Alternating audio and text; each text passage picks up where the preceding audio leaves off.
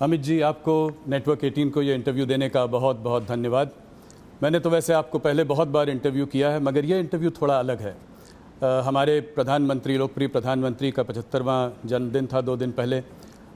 तो मुझे लगा कि प्रधानमंत्री को आपसे अच्छा और कौन जानता है। बहुत सारे लोग जानते हैं, ऐसा नहीं है, पर आप उनसे 4.5 दशक से जुड़े हुए हैं जी। तो मुझे लगा ये मौका अच्छा रहेगा कि थोड़ा मोदी की बात शाह के साथ।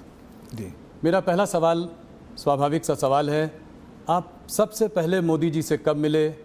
क्या चीज़ थी वो जिसने आपको उनकी ओर आकर्षित किया? देखिए, मिलना तो मेरा एक संघ की बैठक में ही हुआ था। संघ के एक वरिष्ठ पदाधिकारी का अहमदाबाद के कॉलेजियन स्वयंसेवकों के साथ संवाद था। इसकी तैयारी के लिए मोदी जी, मैं जहाँ रहता था वहाँ नारायणपुर आए थे। 10-15 युवा स्वयंसेवकों के साथ वो कार्यक्रम में क्यों जाना चाहिए और संघ के काम के उद्देश्यों के बारे में बताते थे।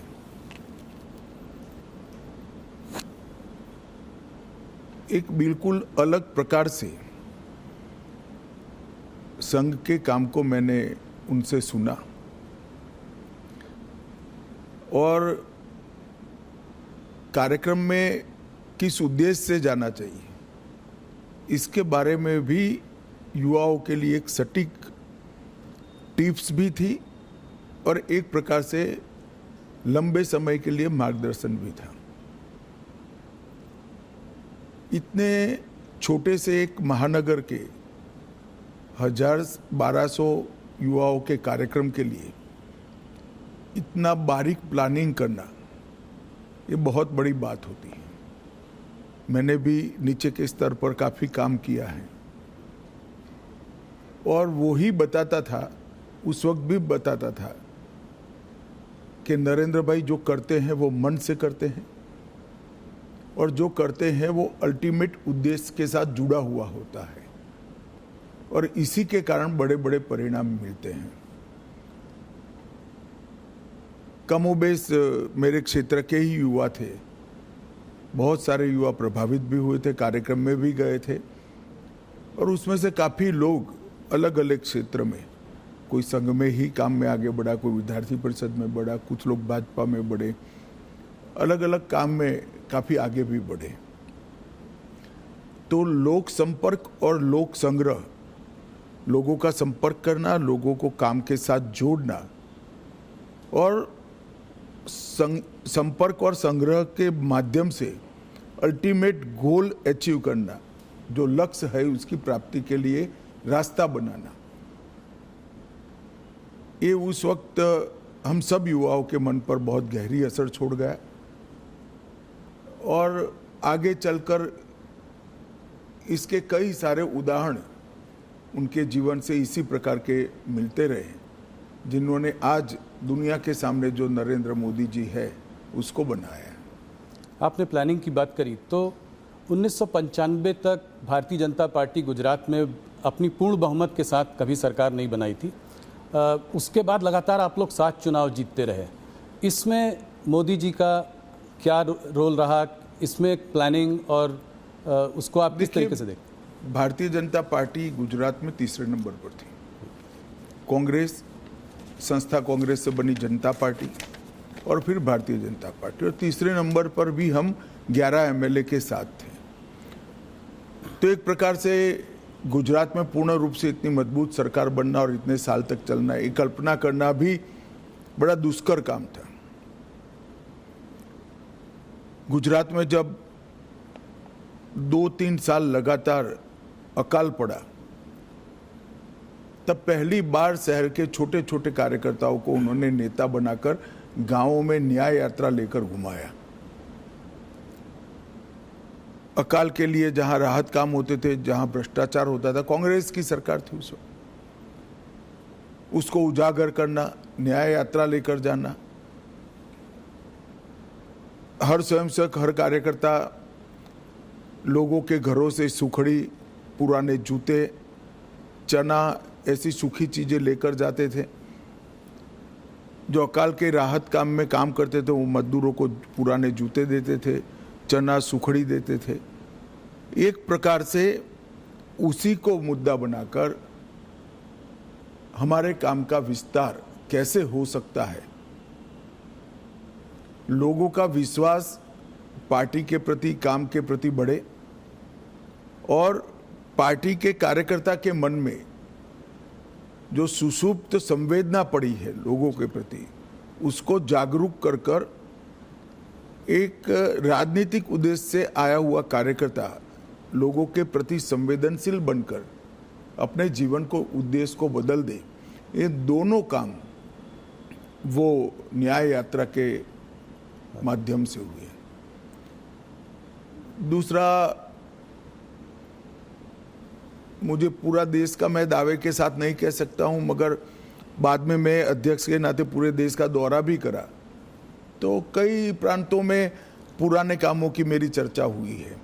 मैं इतना कह सकता हूं, कमोबेश किसी भी प्रांत में बूथ समिति को इंस्टीट्यूशनलाइज करने का काम नरेंद्र मोदी जी ने जब संगठन मंत्री थे तब किया था।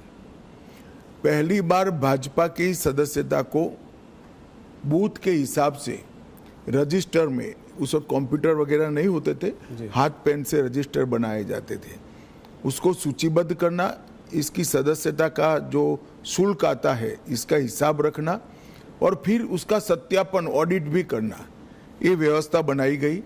और मुझे बरोबर याद है, मैं उस वक्त उनके साथ ही दौरे करता था, मेरा हिसाब किताब का काम था और ऑडिट का काम था। लगभग गुजरात के 80% जिलों में बूथ समितियां, मंडल समितियां, जिला समितियां, इसका रिकॉर्ड बनना शुरू हुआ और वहीं से एक स्ट्रक्चर्ड ऑर्गेनाइजेशन के बेस की शुरुआत हुई। वो रजिस्टर के आधार पर कौन पार्टी छोड़ गया, कौन कितने लंबे समय तक काम किया, छोड़ गया तो क्यों छोड़ गया, ये सारी चीज़ों की समीक्षा भी होती थी, मीमांसा भी होती थी। और उसके कारण गुजरात में हम सब जो युवा उस वक्त नए आए थे, वो सभी को संगठन का काम करने का स्ट्रक्चर, तरीका क्या हो सकता है, एक भी भाषण के बगैर जो इस काम से जुड़े थे वो सब लोग समझ गए। तो आंदोलनों से पार्टी को खड़ा करना और आंदोलनों से बड़े हुए जनाधार को पार्टी के स्ट्रक्चर के ढांचे में ढाल देना, ये दोनों काम नरेंद्र मोदी जी जब संगठन का काम करते थे तब हुए और इसके कारण गुजरात प्रदेश भाजपा की एक मजबूत नींव पड़ गई। स्वाभाविक सी बात है, जब विजन भी बड़ा है, एग्जीक्यूशन भी इतना बढ़िया है, तो टफ टास्क मास्टर भी रहे होंगे। तो कोई कुछ किस्सा सुनाइए जहाँ पे। ऐसे तो ढेर सारे किस्से आपको सब जगह मिल जाएंगे जी। मोदी जी हिसाब किताब कठोरता से लेते हैं, इसके कारण बहुत नाराजगी भी है। सरकार में मुख्यमंत्री बने तब भी, प्रधानमंत्री बने तब भी और संगठन का काम करते थे तब भी, मगर कभी भी व्यक्तिगत द्वेष के कारण किसी कार्यकर्ता को डांट डपूट लगाना या सार्वजनिक रूप से उसको अपमानित करना, ऐसा मैंने नहीं देखा। डांटने का या टोकने का जो भी कारण था उसमें सूचिता थी, उसमें शिस्त थी और उसमें सिद्धांत था। सूचिता, शिस्त और सिद्धांत, तीनों चीज़ों के लिए ही कठोरता मैंने देखी है। मगर हाँ, एक प्रकार से अगर ब्रॉड एनालिसिस करना चाहेंगे तो कह सकते हैं वो बहुत टफ टास्क मास्टर है। आप कह रहे हैं आपने सबसे ज़्यादा उनके संग काम किया है, थोड़ा सा बताएं उनके आरएसएस का प्रभाव उनके ऊपर। आरएसएस के प्रचारक थे, कैसे उनको शेप किया आरएसएस की थिंकिंग ने? आरएसएस के संपर्क में जो भी आता है, संघ के संपर्क में आता है, उस पर संघ का प्रभाव निश्चित रूप से ही पड़े बगैर रह ही नहीं सकता। आज नरेंद्र मोदी जी जाने जाते हैं कैसे नेता के रूप में जिसके लिए देश सबसे प्रथम है, उसके बाद पार्टी है, उसके बाद पार्टी के कार्यकर्ता है। ये जो राष्ट्र प्रथम का पूरा इतना लंबा कालखंड 75 साल का जो दिखाई पड़ता है, मैं मानता हूँ वो संघ के ही संस्कार है और संघ के संस्कारों को लंबे डिसिप्लिन जीवन के तहत उन्होंने अपनी प्रकृति में बदला है। तो संघ के संस्कारों को स्वीकार करने में या उसके हिसाब से जीने में कोई तकलीफ नहीं पड़ती। जब प्रकृति ही व्यक्ति की ऐसी हो जाती है तो अपने आप काम उसी तरह से चलता है। जी अमित जी, काफ़ी लोग कहते हैं कि आप और मोदी जी एक ही सिक्के के दो पहलू हैं, तो इस जुगलबंदी का राज बताएं। कैसे केमिस्ट्री? ऐसा कहना ठीक नहीं है। मोदी जी और कार्यकर्ता दोनों एक सिक्के के दो पहलू हैं। करोड़ों कार्यकर्ताओं के जीवन में उन्होंने रास्ता भी बताया है, कोई भटकता है तो उंगली भी पकड़ी है, कई लोगों के जीवन को नई ऊंचाइयां भी दी हैं और हर कार्यकर्ता को पार्टी के सिद्धांतों के आधार पर जीने की आदत भी डाली है, क्योंकि वो स्वयं कार्यकर्ता हैं। उन्होंने प्रधानमंत्री बनने के बाद भी देश की इतनी बड़ी पुरानी मतलब 80 साल की डेमोक्रेटिक लेगेसी में शायद ही कोई प्रधानमंत्री होगा जो पार्टी की बैठक में डायस पर से उठकर फ्रेश होने के लिए भी नहीं जाता होगा। 3 दिन की कार्यकारिणी है तो 3 दिन पूरा वो मंच पर आपको सजग अवस्था में पूरी कार्यवाही में ध्यान देते हुए दिखाई पड़ेंगे। वो बीच बीच में माइक लेकर टोकते भी हैं और एक प्रकार से मैं कहूँ तो इसके कारण कार्यकारिणियों की उपस्थिति बढ़ गई है, क्योंकि जब आपका नेता स्वयं ही बैठता है तो सभी लोगों को बैठना ही पड़ता है।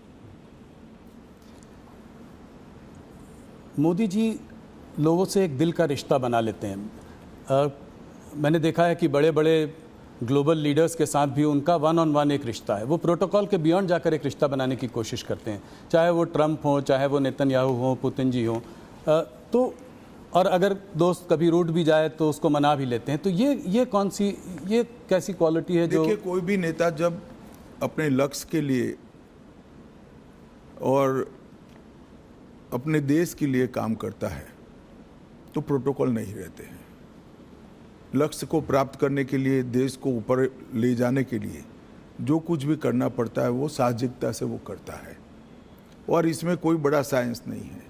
जब अपने आप को आप निकाल लोगे, अपने आप के अहंकार को निकाल दोगे तो सब कुछ साहसिक हो जाता है। और ये मैंने देखा है, मैंने छोटे से छोटे कार्यकर्ता से बात करते हुए देखा है, उसको प्रेरित करते हुए देखा है, उसको डांटते हुए भी देखा है और बड़े से बड़े नेता के साथ भी इसी प्रकार का व्यवहार करते हुए भी देखा है, क्योंकि उद्देश्य पार्टी ठीक चले, राज्य ठीक चले, राष्ट्र ठीक चले, वो है। अंतर्राष्ट्रीय संबंधों में भी उन्होंने व्यक्तिगत रिश्ते तो बनाए, मगर वो व्यक्तिगत रिश्ते हमेशा भारत के उपयोग में आए। उनकी अंतर्राष्ट्रीय नेताओं की दोस्ती से मैं सार्वजनिक रूप से कहना नहीं चाहता, मगर ढेर सारी घटनाओं को मैं जानता हूं जिससे भारत को इतना फायदा हुआ है। कई प्रकार के अद्भुत फैसले हुए हैं जो कभी फॉरेन पॉलिसी के माध्यम से होना असंभव था, मगर वो देश के हित में हुई। बहुत बड़ी बात। 2014 की जीत, भारतीय जनता पार्टी की जीत, मोदी जी का प्रधानमंत्री बनना, ये अपने आप में एक ऐतिहासिक जीत थी।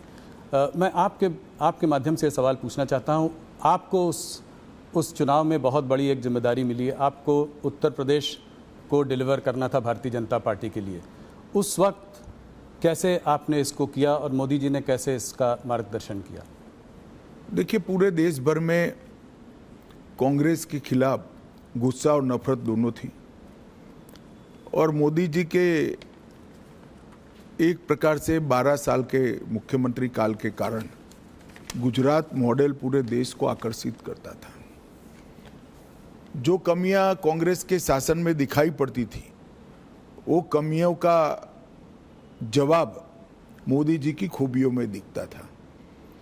तो एक बड़ा जनाकर्षण था नरेंद्र मोदी जी के लिए। उत्तर प्रदेश में मेरे लिए जिम्मेदारी ये थी कि संगठन ठीक ठाक कर कर इस लोकप्रियता को वोट में कन्वर्ट करना और वोट को मतपेटी के अंदर कैद करना। और उत्तर प्रदेश में जातिवाद से ऊपर उठकर देश के हितों के लिए वोटिंग की पैटर्न लोगों के दिमाग में ठसाना। और मुझे लगता है कि भारतीय जनता पार्टी उत्तर प्रदेश में सफलता के साथ ये कर सकी थी। हमने मोदी जी देश बदल सकते हैं ये विश्वास भी खड़ा किया। देश बदलेगा, देश बदलना है तो उत्तर प्रदेश को बदलना ही पड़ेगा, इसलिए मोदी जी उत्तर प्रदेश बदल सकते हैं ये विश्वास खड़ा किया। और जातियों की भावना से ऊपर उठकर उत्तर प्रदेश और देश के भले के लिए वोटिंग करने की एक वोटिंग पैटर्न भी हम खड़ी कर पाए। इसके लिए सघन प्रवास, संगठन का रिपेयरिंग, ढेर सारी चीजें थी, मगर मुख्य मुद्दा मोदी जी की लोकप्रियता जो अर्जित हुई थी, मोदी जी से जो आस बनी हुई थी, वो आस को एनकेस करने का यंत्रणा खड़ी करना था। मुझे लगता है हम ठीक से कर पाए, इसलिए इतना अच्छा परिणाम हमें मिला था। जहां एक तरफ मोदी जी इतने लोकप्रिय नेता हैं, ग्लोबल लीडर्स के संग भी उनका इतना अच्छा तालमेल है, ऑपोजिशन लीडर्स जैसे कि राहुल गांधी, ममता बनर्जी, ये लोग उनको तमाम तरीके से गाली देते रहते हैं, जलील करते रहते हैं, तो इसको आप कैसे देखते हैं? कोई उनको मौत का सौदागर बुलाता है, कोई। देखिए, एक दुर्भाग्यपूर्ण चीज है कि राजनीति सिद्धांतों की जगह व्यक्तिगत बातों पर ले जाने का प्रयास हुआ है। और राजनीति में जिस प्रकार की भाषा का प्रयोग होता है, मैं नहीं मानता वो हमारी डेमोक्रेटिक व्यवस्था को पुष्ट करेगी। लोकतांत्रिक व्यवस्था में स्तर विहीन राजनीति एक दीमक के समान होती है जो लोकतांत्रिक व्यवस्था की जड़ों को खा जाती है। और मैं तो आपके कार्यक्रम के माध्यम से देश की जनता को यही अपील करना चाहता हूं कि ऐसी भाषा का जो प्रयोग करते, इस प्रकार की राजनीति को जो बल देते हैं, ऐसे लोगों ने, जनता ने दंड देना चाहिए। किसी भी व्यक्ति का भ्रष्ट आचरण हो तो वो उसकी व्यक्तिगत बात नहीं बनती है, सार्वजनिक होती है। उसके भ्रष्टाचार को उजागर करना वो विपक्ष का जिम्मेदारी भी है, परंतु चूंकि भ्रष्टाचार नहीं मिलता है, इसलिए स्तर बगैर की बातों को करना, गलत शब्द प्रयोग करना, जो भी आप बता रहे थे, और वहां तक कि मोदी जी की स्वर्गीय माता जी के लिए अपशब्द बोल देना, ये हमारी देश की लोकतांत्रिक राजनीति को पुष्ट नहीं करेगा। और मैं देश की जनता को जरूर कहना चाहूंगा कि ऐसे लोगों को दंडित करना चाहिए चुनाव के माध्यम से। पार्लियामेंट देश की सबसे बड़ी पंचायत है, वहां पक्ष और विपक्ष दोनों ने अपनी अपनी दृष्टिकोण से, अपने अपने सिद्धांतों की तहत देश के मुद्दों पर चर्चा करनी चाहिए। चर्चा करने से के लिए इससे बड़ा कोई मंच है नहीं। आप पहले दिन से ही पार्लियामेंट को बिखेर देने का प्रयास करोगे और वंदे मातरम होगा तब तक बिखेरते रहोगे, और फिर कहोगे कि हमें बोलने नहीं देते हैं। बोलने का समय स्पीकर साहब देंगे तो आप वॉकआउट कर जाओगे, बोलने का समय देंगे तो आप राजकीय तंज लगाने में समय जाया कर दोगे, मुद्दों पर बात नहीं करोगे, पार्लियामेंट चलाने के नियमों को नहीं मानोगे, और फिर कहोगे कि हमें बोलने नहीं देते, तो पार्लियामेंट फ्रीस्टाइल तरीके से नहीं चल सकती।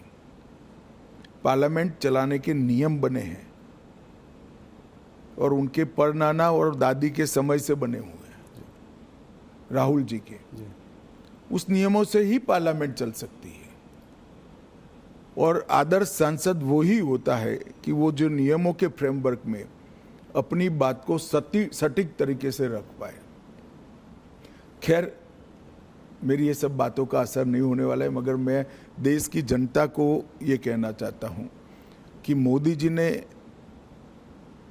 Multi party parliamentary democratic system को पुष्ट करने के लिए हमेशा आग्रह रखा है कि संसदीय शुचिता और पार्लियामेंट्री डिसिप्लिन, ये दोनों का पालन किया जाना चाहिए। और मैं मानता हूँ कि देश की जनता ने कभी न कभी शीर्ष करना पड़ेगा कि राजनीतिक आक्षेपबाजी में ही संसद का समय जाना चाहिए या कुछ फ्रूटफुल चर्चा होकर जनता के लिए अच्छे फैसले लेने चाहिए, चाहे सुरक्षा का हो, चाहे देश को समृद्ध करने का हो, चाहे रोजगारी के लिए हो, चाहे देश की औद्योगिक नीति के लिए हो, चाहे देश की कोऑपरेटिव नीति के लिए हो, चाहे करोड़ों गरीबों के कल्याण के लिए नीतियां बनानी हो। इस पर चर्चा करनी चाहिए या राजनीतिक आक्षेपबाजी करनी चाहिए। और मुझे तो आश्चर्य हो रहा है, हम भी ऑपोजिशन में से 10 साल थे, पहले 1-2 दिन विरोध करते थे मुद्दों को उजागर करने के लिए, फिर चर्चा करते थे, और अगर फिर भी चर्चा के बाद सरकार नहीं मानती थी तो हम कोर्ट में जाते थे कि भ्रष्टाचार है, इसका जांच किया जाए।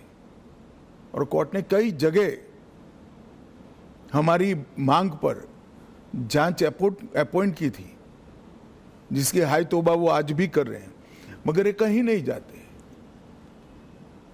कोई कॉन्स्टिट्यूशनल फोरम के अंदर डिबेट करना ही नहीं चाहते, वो रोड पर ही करना चाहते हैं। और मुझे लगता है इसीलिए जनता ने शायद उनको रोड पर ही रखा है। अमित जी, वैसे तो आपके 11 साल की सरकार में बहुत अचीवमेंट्स हैं, पर मैं कुछ चीज़ों पे बात करना चाहूँगा। ऐसे तो बहुत समय लग जाएगा, सब पे बात करेंगे। धारा 370 को ख़त्म करना, इसके पीछे कुछ बताएं, कैसे ये हुआ, कैसे संभव हुआ, मोदी जी का क्या रोल था? आप देखिए भाई, कैसे हुआ तो पूरी दुनिया जानती है। क्यों किया का जवाब ये है कि हमारी पार्टी तो जब से धारा 370 बनी तब से विरोध कर रहे हैं। जी। भारतीय जनसंघ के पहले अध्यक्ष श्यामा प्रसाद मुखर्जी का जीवन ही धारा 370 समाप्त करने के लिए, मगर आज तक न भाजपा के साथ पर्याप्त बहुमत था, न दृढ़ इच्छा शक्ति से निर्णय हुआ था। मोदी जी जब दूसरी बार 2/3 बहुमत के साथ प्रधानमंत्री बने, तब पहले ही सत्र में धारा 370 को समाप्त कर दिया। और मैं मानता हूं मोदी सरकार के 11 साल में देश को सुरक्षित करने के लिए, आतंकवाद को कंट्रोल करने के लिए और दुनिया भर में कश्मीर हमारा है ये संदेश भेजने के लिए नरेंद्र मोदी जी का ये कदम बहुत महत्वपूर्ण है। और कई सदियों तक देश की जनता इसको याद करेगी। और भी तमाम रिफॉर्म्स हुए हैं, मगर थोड़ा सा मैं बात करना चाह रहा था इकोनॉमिक रिफॉर्म्स जो हुए हैं मोदी जी के अंडर। अभी हाल फिलहाल में जीएसटी का रैशनलाइजेशन हुआ है, बहुत बड़ा रिफॉर्म है। इनकम टैक्स को रेट्स को कमी आई है पिछले बजट में, बहुत बड़ा रिफॉर्म है। कॉर्पोरेट रेट टैक्स कट किया। तो इन रिफॉर्म्स के पीछे क्या विजन था, क्या थिंकिंग थी मोदी जी की? देखिए, आप जीएसटी के अभी हुए सुधार के बारे में मैं बाद में बात करूंगा। जीएसटी की चर्चा कांग्रेस की सरकार थी तब से होती थी। श्री चिदम्बरम वित्त मंत्री थे तब भी हुई, श्री प्रणब मुखर्जी वित्त मंत्री थे तब भी हुई। कई बार कांग्रेस से गुमराह कर रही है कि ये तो हमारा आइडिया है। ठीक है भाई, आपका आइडिया है तो इंप्लीमेंट क्यों नहीं हुआ? राज्य विरोध करते थे। राज्य विरोध किस चीज का करते थे? राज्य विरोध जिस चीज का करते थे वो चीज देश की जनता को समझनी चाहिए। सभी को मालूम था कि जीएसटी आने से राज्यों के रिसोर्सेस में एक प्रकार का रिजर्व होगा, कमी आएगी। वो कमी की भरपाई के लिए उस वक्त राज्य केंद्र से गारंटी मांगते थे, जो कांग्रेस ने नहीं दी, राज्यों ने सहमति नहीं दी और जीएसटी के रिफॉर्म नहीं हुए। नरेंद्र मोदी जी प्रधानमंत्री बने, उन्होंने ये गारंटी दे दी, राज्यों की ग्रोथ रेट से लगभग डबल ग्रोथ रेट टैक्स की होगी। इस प्रकार का संवैधानिक वादा किया और पूरा भी किया। सभी राज्यों को इस नवंबर तक पैसा जाएगा। जी। तो राज्यों की सहमति इसलिए बनी क्योंकि केंद्र सरकार ने एक वादा किया और वो वादा पूरा भी किया। और जीएसटी के कारण 16 प्रकार के बिक्री से जुड़े सभी करों का, ऑक्ट्रॉय से लेकर बाकी सारी चीजों का, एक्साइज, सेल्स टैक्स, कई छोटे मोटे मनोरंजन कर था, ये सभी का एकीकृत खाका बना। पूरे देश भर की एक इलेक्ट्रॉनिक बिक्री कर प्रणाली बनी, ई-वे बिल बने। और जीएसटी के इतने सालों की यात्रा में 200 से ज्यादा छोटे मोटे बदलाव कर कर उसको लोकाभिमुख भी बनाया और टीथिंग प्रॉब्लम समाप्त भी की। ये करते करते करते देश की इनकम भी बढ़ी, 80,000 करोड़ से लेकर 2 लाख करोड़ तक। अब राज्यों का भरोसा बढ़ा, जनता का भरोसा बढ़ा, व्यापारियों का भरोसा बढ़ा। तब चूंकि इनकम बढ़ चुकी है, टैक्स के अंदर 395 से ज्यादा चीजों पर टैक्स कम किया गया। ढेर सारी चीज जो रोजमर्रा के उपयोग की है, इसमें 0% किया या 5% किया। कुछ सेक्टर विशेष को, जिससे देश की निकास को, एक्सपोर्ट को फायदा हो सकता है, उसमें भी एक वैज्ञानिक जीएसटी का दर रखकर निकास को ही प्रोत्साहन दिया। जो रोजगारी से जुड़े हुए क्षेत्र थे, किसानों से जुड़े हुए क्षेत्र थे, लोगों के स्वास्थ्य से जुड़े हुए क्षेत्र थे, वो सभी को टैक्स में कटौती कर दी। और इससे खाने पीने की चीजें, रोजमर्रा के जीवन उपयोग की दवाइयाँ, किसानों के उपयोग की चीजें, महिलाओं के उपयोग की चीजें, हेल्थ सेक्टर से जुड़े हुए इंश्योरेंस। अब व्हीकल एक प्रकार से रिक्वायरमेंट बन चुका है, चाहे 2 व्हीलर हो चाहे 4 व्हीलर हो, वो सभी में टैक्स की कटौती हुई। ढेर सारी चीजों में इस जीएसटी रिफॉर्म से फायदा होने वाला है। मैं मानता हूं ये बहुत बड़ा कदम है और इससे जनता का भरोसा बढ़ा है कि अगर हम टैक्स भरकर सरकार की नेट को बड़ा करते हैं तो सरकार टैक्स की कटौती कर कर फायदा जनता को ही पहुंचाएगी। और ये भरोसा आज़ादी से अब तक अदृश्य था। पहली बार वो दिखाई पड़ता है कि कोई भी सरकार अपने बढ़े हुए टैक्स को ये कहकर प्रोत्साहित करेगी कि भाई आप टैक्स भर रहे हो तो अब हम टैक्स कम करेंगे, तो ज्यादा से ज्यादा लोग टैक्स के नेट में भी आएंगे। मुझे विश्वास है इनकम भी कम नहीं होगी, इन्वेस्टमेंट बढ़ेगा, इन्वेस्टमेंट बढ़ेगा, बाजार में एक प्रकार से तेजी भी आएगी और लोगों को सस्ता भी मिलेगा और यहाँ उत्पादन की गतिविधियां भी बढ़ेगी और देश की निकास भी बढ़ेगी। एक तो मल्टी डायमेंशनल,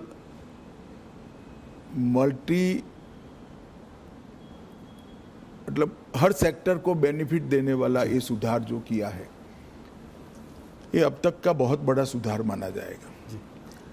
आप लोगों को पिछले 11 सालों में कभी कभी टफ सिचुएशन से भी गुजरना पड़ा है, कठोर निर्णय लेने पड़े हैं, बालाकोट में एयर स्ट्राइक, अभी हाल में ऑपरेशन सिंदूर। तो क्या मैसेज भेज रहे हैं आप इससे, मोदी जी दुनिया को क्या मैसेज भेज रहे हैं? बालाकोट और ऑपरेशन सिंदूर की तो मैं बाद में बात करूंगा। सबसे पहले सबसे कठोर परिस्थिति थी जिसमें मैं मानता हूं कि दुनिया में सबसे सफल होकर मोदी जी के नेतृत्व में देश निकला है, वो कोरोना का काल था। जी।